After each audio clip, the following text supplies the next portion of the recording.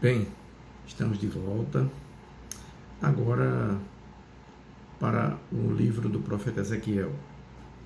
Estamos estudando os profetas, os livros proféticos e iniciamos agora sobre o profeta Ezequiel. Oremos. Santo Deus e Pai, dá-nos, Senhor, segundo a Tua vontade, Pai, neste momento que o Espírito Santo, Senhor, possa nos auxiliar, Senhor, dirigindo esse momento, dirigindo nossas mentes, Senhor, e que o nosso entendimento, Senhor, seja pleno, seja enriquecido, seja engrandecido, Senhor, sobre o que relatam, Senhor, essas palavras, Senhor, registradas no livro do profeta Ezequiel. No nome de Jesus é assim que eu oro, Senhor, pedindo que Tu possa nos ensinar neste dia, Pai, nesta aula, Senhor. No nome de Jesus eu Te agradeço. Amém. Queridos, temos aqui o início do livro de Ezequiel. Ezequiel é contemporâneo do profeta Jeremias. Tem um ministério diferente, rico em visões, mas precisamos iniciar a nossa aula da Escola Bíblica Dominical da Reconciliação, Catedral da Reconciliação, que fica em Boa Viagem, que está sobre o comando do nosso bispo diocesano, Dom Alexandre Ximenes, e essa é a aula da Escola Bíblica do profeta Ezequiel.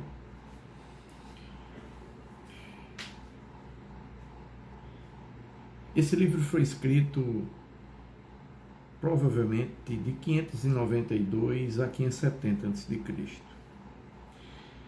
Ezequiel é o autor. Ezequiel escreve esse livro da Babilônia e o alvo é o povo exilado, né? O povo de Israel que estava exilado na Babilônia. O versículo-chave, Ezequiel 3, de 17 a 19, eu vou ler o versículo para que a gente possa iniciar com a leitura. E esse versículo-chave, ele traz uma função importante dada a Ezequiel. Vamos à leitura. Filho do homem, eu te dei por atalaia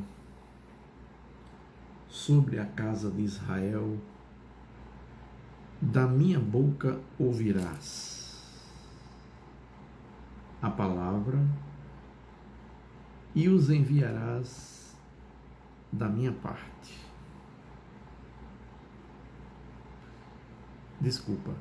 E os avisarás da minha parte. Quando eu disser ao perverso, certamente morrerás, e tu não o avisares, e nada disseres contra ou para o advertido no seu mau caminho, para lhe salvar a vida, esse perverso morrerá na sua iniquidade, mas o seu sangue da tua mão o requererei. Mas se avisares o perverso, e ele não se converter da sua maldade e do seu caminho perverso, ele morrerá na sua iniquidade, mas tu salvaste a tua vida, a tua alma. Também quando o justo se desviar da sua justiça e fizer maldade, e eu puser diante dele um tropeço, ele morrerá, visto que não o avisaste. Do meu pecado morrerá, no seu pecado morrerá. E suas justiças que praticara não serão lembradas, mas o seu sangue da tua mão o requererei. No entanto, se tu avisares o justo para que não peque, e ele não pecar, certamente viverá, porque foi avisado, e tu salvaste a tua alma. Amém? Quis ler um pouco mais, ele só traz até o 19 sobre o atalaia, se avisar o perverso, né? Ele não traz a parte do justo. Eu quis ler tudo por uma questão de contexto, porque, como eu já expliquei, isso faz parte de uma perícope, né? Onde tem na nossa Bíblia um trecho marcado em negrito os números dos versículos. Então, do versículo 16 ao 21 é uma perícope, e por isso eu quis ler todo, tá bem? Mas o versículo-chave é de 17 a 19, tá? Ou seja, Deus põe Ezequiel como atalaia, como uma sentinela, como um guarda que avisará do perigo de estar fora da vontade do Senhor, de caminhar fora da orientação de Deus.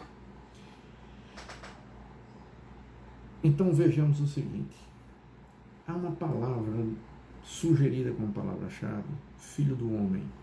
É assim que Deus se refere a Ezequiel em alguns trechos desse livro profético. Um esboço que nós podemos propor, que está proposto na nossa revista, do antes e depois, a revista faz uma proposta onde você está escrevendo sobre a queda de Jerusalém. O profeta está escrevendo sobre esses atos, o profeta está escrevendo para os exilados, ele escreve na Babilônia. Vejamos o seguinte: antes, vida e chamado de Ezequiel, logo no início, os 3 primeiros capítulos. Depois do 4 ao 24 são profecias contra Jerusalém e profecias contra as nações. Depois vem a salvação de Israel e o futuro de Israel. É assim que a revista propõe. Eu gostaria de fazer um comentário a esse respeito.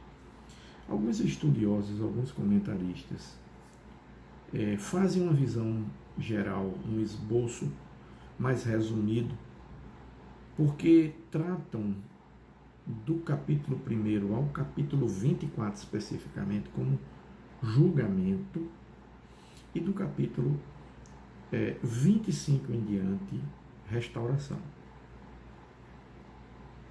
Vejamos o seguinte: se nós fizermos uma divisão, há uma outra sugestão de ameaça e promessa, com a mesma divisão. Então, deixando o preciosismo de capítulos e partindo para uma visão panorâmica, para um entendimento um pouco mais abrangente, nós temos sim uma divisão onde Deus apresenta seu julgamento.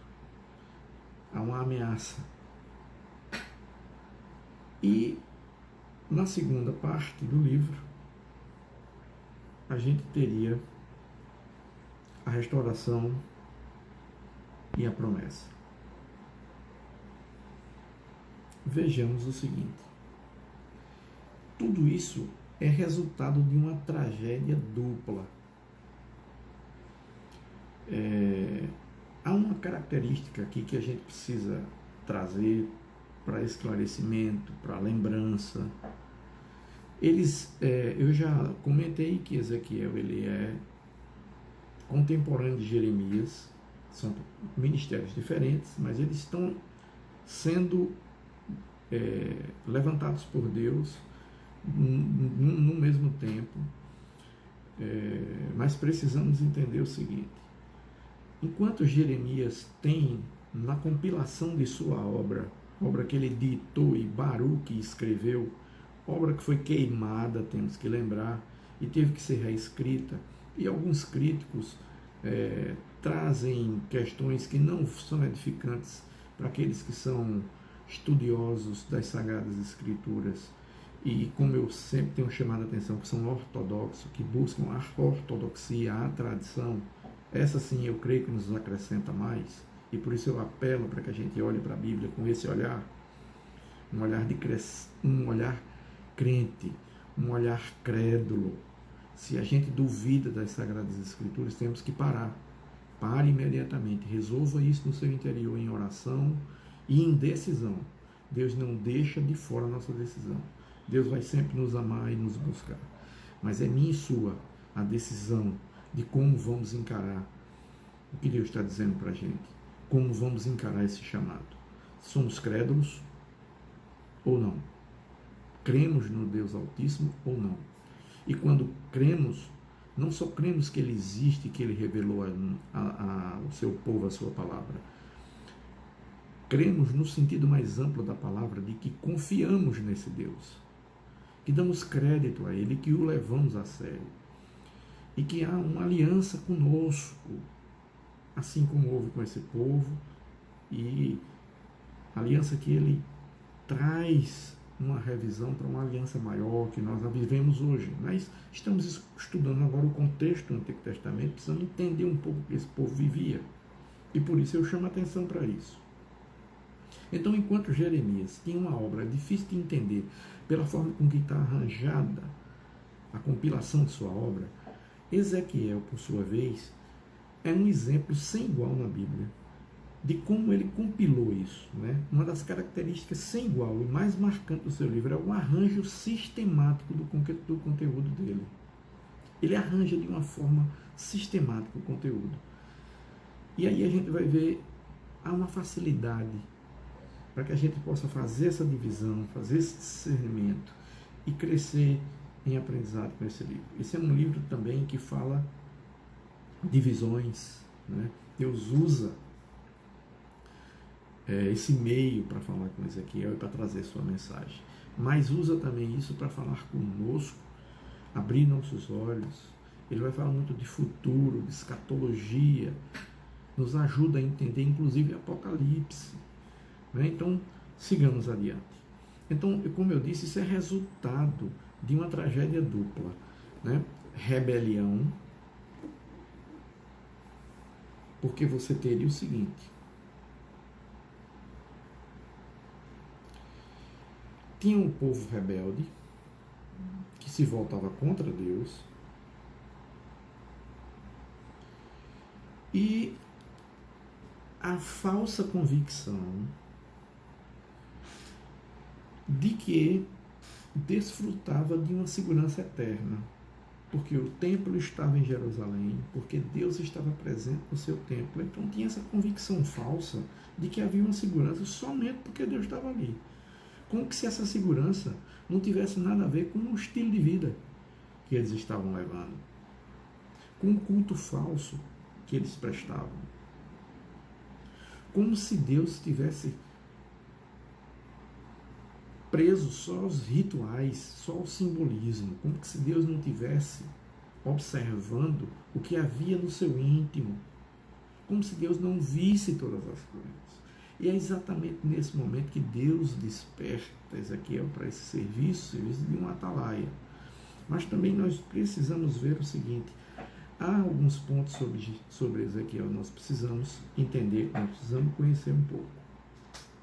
Ezequiel é um profeta que mostra por meio de símbolos, ele usa muito simbolismo, ele usa muita visão e usa muita... do jeito que ele fala no literal, mas fala de uma forma complicada e de não é muito fácil o entendimento. Até hoje se tem dificuldade em tirar o melhor sentido das mensagens desse livro. Ele fala também de forma muito alegórica. E como eu tenho dito, a alegoria não é para todo mundo. A alegoria é muito difícil de você utilizar. Então, por isso que a gente precisa se prender ao fato de que esse livro nos traz uma mensagem muito edificante, mas também muito complexa. E por isso nós precisamos entender quem era Ezequiel. Ezequiel era filho de uma família sacerdotal. Devia ter sido preparado para acontecer isso. Estranhamente, quando ele está preparado, né, ele é levado cativo. Então, como exercer o sacerdócio longe do templo e longe da cidade santa? Como seria isso para um homem que viveu para isso, né? Para um homem que foi criado e educado para isso, como executar, como exercer o seu chamado, como exercer o sacerdote longe do templo, exilado, longe de tudo isso.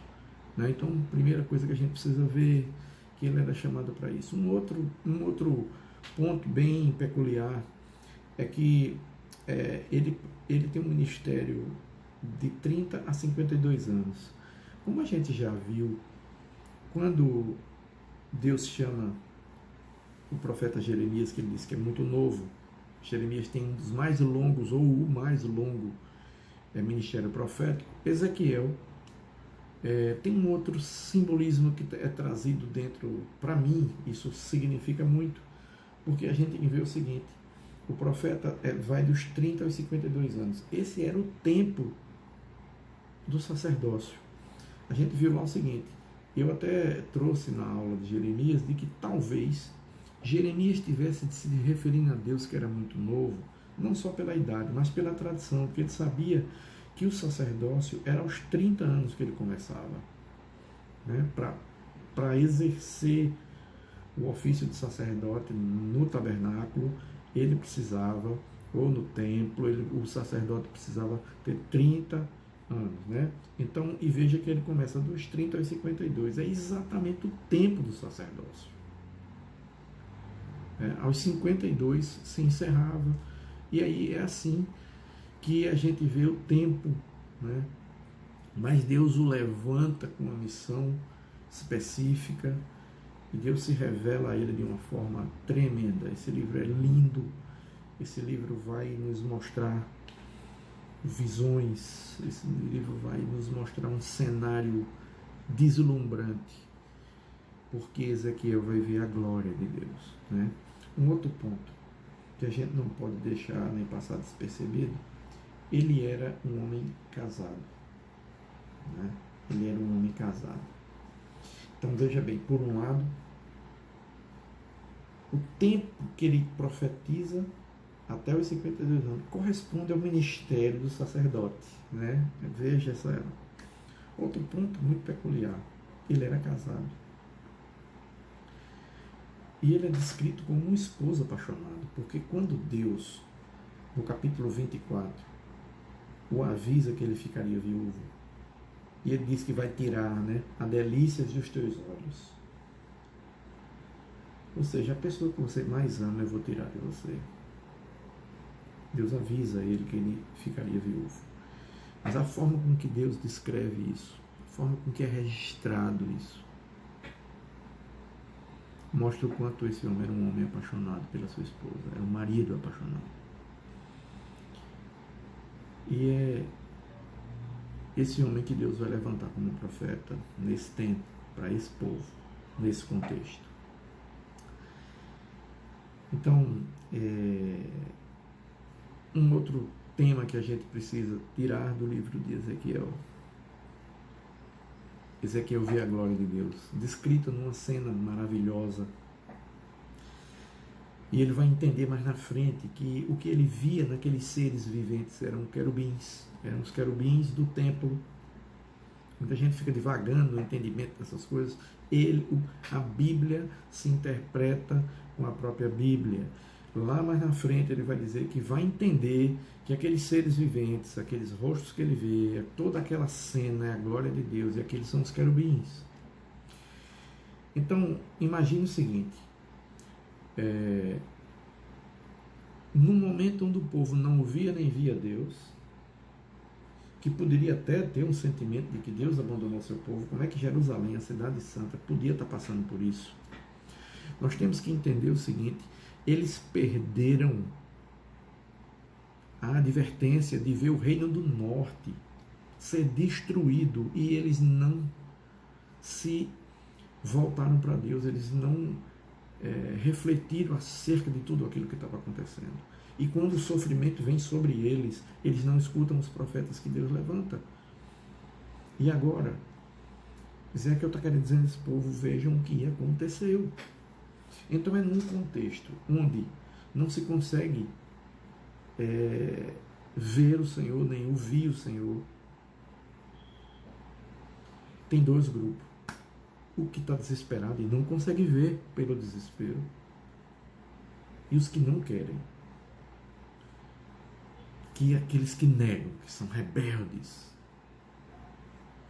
É nesse contexto que Ezequiel vê e ouve a Deus. Então, Ezequiel vai ver e ouvir a Deus, no momento em que o povo nem via nem ouvia.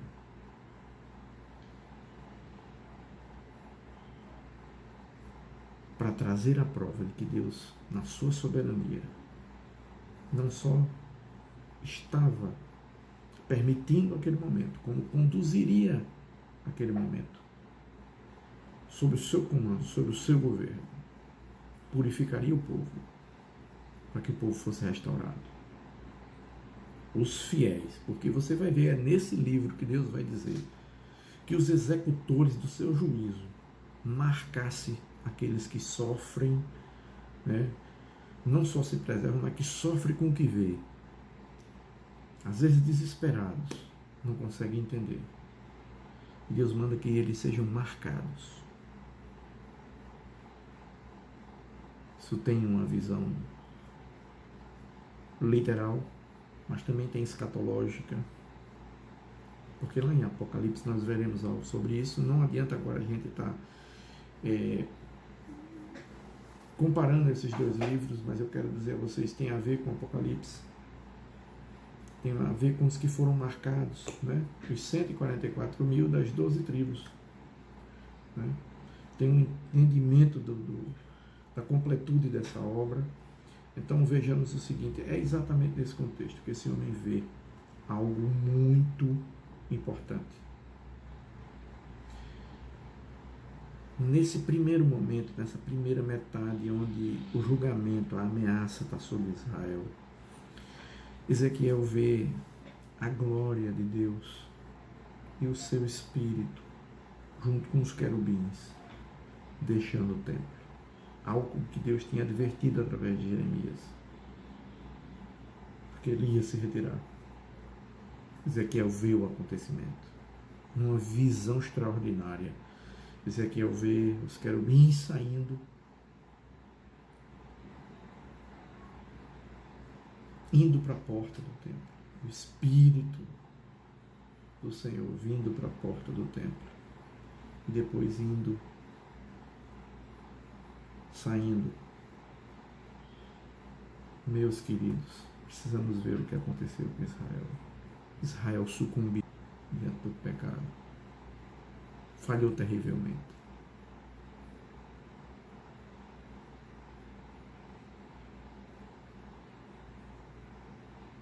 O Deus lá do Sinai, que deseja habitar entre o povo e pede, faça uma tenda para mim, e desce do monte e enche o tabernáculo, depois que Moisés termina em minúcias de fazer tudo o que ele tinha instruído. Quando ele termina a obra do tabernáculo, a Bíblia diz que o tabernáculo se enche de fumaça, a presença de Deus se manifesta ali e enche o tabernáculo. Esse Deus que desce e vem para o tabernáculo, naquele momento, estava deixando o templo.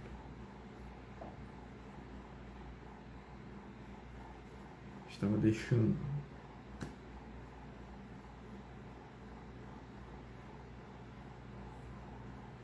que viria uma execução tremenda sobre o seu povo. Mas é esse profeta que vai também descrever a restauração. E é por isso que a gente precisa entender o que Deus vai fazer depois. É contrário ao que está acontecendo em Êxodo. Aqui o povo vai perder o favor de Deus. O povo perde a terra. Perde a presença do Deus vivo entre eles. Mas ele vai restaurar esse povo. Quando, mais na frente, tudo vai acontecer. E eu lembro que a gente já viu em Esdras, em Neemias, a reconstrução do templo, não é, da espiritualidade e do muro da segurança.